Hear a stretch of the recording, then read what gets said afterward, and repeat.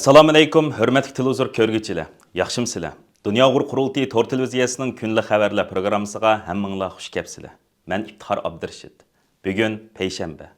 Hurmatli ko'ruvchilar, tövəndə diqqətinizlər kunlik xabarlar programmamızning tafsilotida bo'lsin.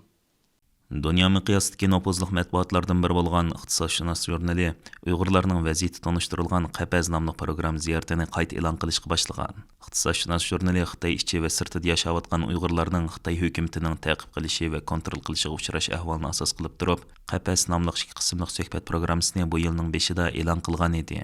Ular bu programmani qayta e'lon qilishdagi sababni izohlab mundaq degan. Xitoy hukumati yuqumdan keyin Xinjiang mablag' silishni asliga keltirgachga kishilik huquq dafsanchiligi va majburiy emgak to'g'risidagi hikoyalar taratqulardan ko'p o'rin olmaydigan bo'lib qoldi. Biz bu yil oxirida shaydab qilgan mushkullarda Birleşken Devletler Teşkilatı 2024 yıllık Kişilik Hukuk Kenişinin qararlik tekshirish yig'inining oldimizga ayda boshlaydiganligini ko'z tutib turib, Qapaz nomli bu programmamizni qayta yo'l qo'yish orqali Uyg'urlar ustidan yilam davomlashayotgan ziyonkashlikni dunyoning esiga silishni maqsad qildik.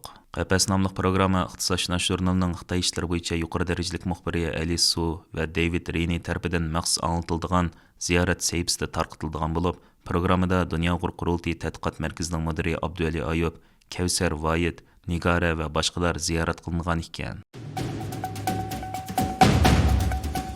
Xitoy doiralari Sharq Turkistonda atalmış Junxo millati o'rtaq gavdasi engini umumlashtirish va chet ellarga qartilgan tashviqot harakatini yanada kuchaytirishni ta'kidlagan.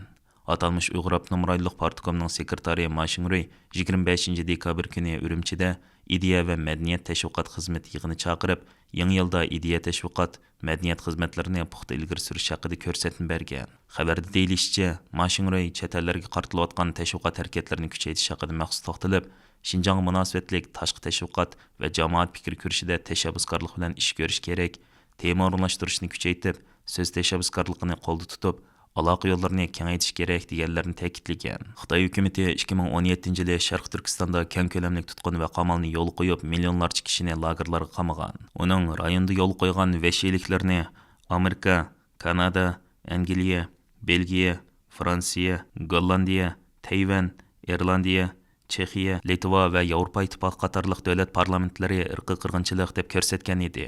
Biroq yaqinqi yillarda Xitoy doiralari chet ellarda o'zini oqlashni maqsad qilgan tashviqot harakatlarini ko'rinarli kuchaytirib, buningga har xil amal choralarni qo'llanayotganligi ma'lum. Ularning chet eldagilarni rayonga taklif qilib opirish va rayondagi bir qism Uyg'urlarning chet ellarga chiqishiga ruxsat qilish mana mush usullarning biridir. Darvaqa Ma Xingrui yig'indagi so'zida taklif qilish va sirtqa chiqarish deb nom berilgan bu siyosatni ishonch bilan yo'l qo'yishni ta'kidlab, rayonga taklif qilish va sirtqa chiqarishni taqim ko'lamlashtirib, ijtimoiy muqimlik, uzun muddatlik tinchlik va tartib uchun yaxshi tashqi muhit yaratishimiz lozim degan. Chet ellardagi Uyg'ur tashkilotlari va kuzatuvchilar Xitoy hukumatining bundoq planliq, maqsadli ichitish va tashviqot harakatlarining Uyg'urlarga hilam davom qilayotgan qirg'inchilikni yushirish, xalqaro jamoatning ko'zni bo'yash rolini o'ynashidan andish qilmoqda.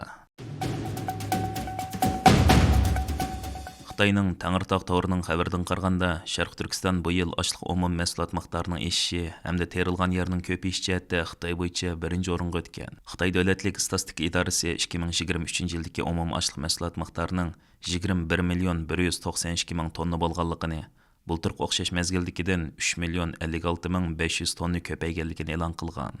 Onunda deyilishicha, Sharq Turkistonda terilgan yer 28,251 kvadrat kilometr bo'lib, 3,867 kvadrat kilometr oshgan.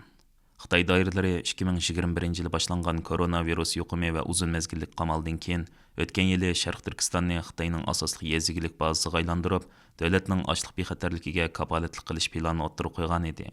Atalmış Uyg'ur Abnumraylik Partikomi bu yilning boshlarida rayondagi kevezlik ko'lamini qisqartib, bir qism kevezliklarga ochliq terishni, shundaqla yangidan ochliq terilgan yerlarni ichib, ochliq terilgan ko'lamini kengaytirishni buyurgan edi.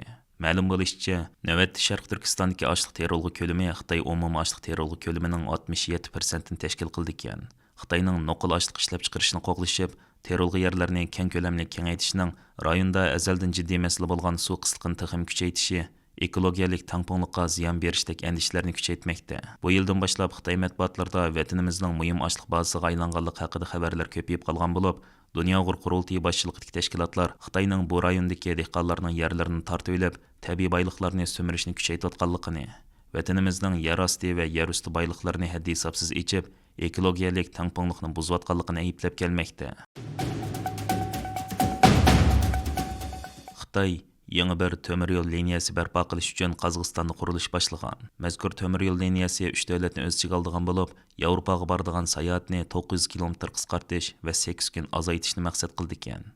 Angliyadagi Express gazetining xabariga qaraganda, Xitoy navbatda Qozog'istonning sharqidagi Ayagozdan vatanimizning Tarbag'atay viloyati bilan chegaralanadigan Baxto chegara eg'izini tutashtiradigan 272 kilometrlik temir yo'l liniyasi yasamoqda ekan. Qozog'iston hukumat xabarlarida qo'sh relsli temir yo'lning 2027-yili echitildiganligi qayd qilingan.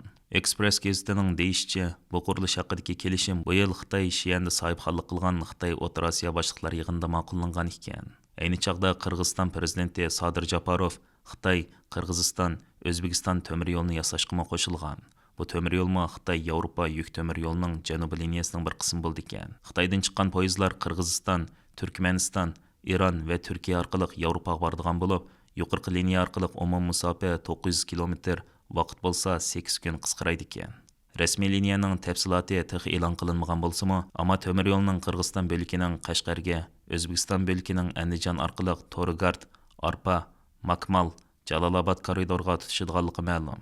Xabarda ko'rsatilishicha, Lovi Instituti nomli tadqiqot markazi bu vaqtdagi dokladida Xitoyning mazkur liniya orqali vatanimiz ustidagi kontrolni oshirish, Yevropa bilan savdo qilishda Rossiyaning qatnash liniyasiga tayinishni azaytishdek strategik afzalliklarga erishadiganligini qayd qilgan. Davlat olqigan temir yo'l qurilishi Xitoy tashabbus qilayotgan bir balvoq bir yo'l qurilishining bir qismi bo'lib, bu qurilish Amerika va G'arb ellarida Xitoyning qarz tozig'i deb qarilib kelmoqda. Hörmətli görürmənlər, yuqorida diqqətinizə günlük xəbərlər proqramımızın təfsilatını sunduq. Kelər qıtımlıq sanımızgacha görüşkiç aman bolğaysızlar. Stansiyamızın YouTube kanalıga a'zo bo'lishni unutmang. Xeyr xo'sh.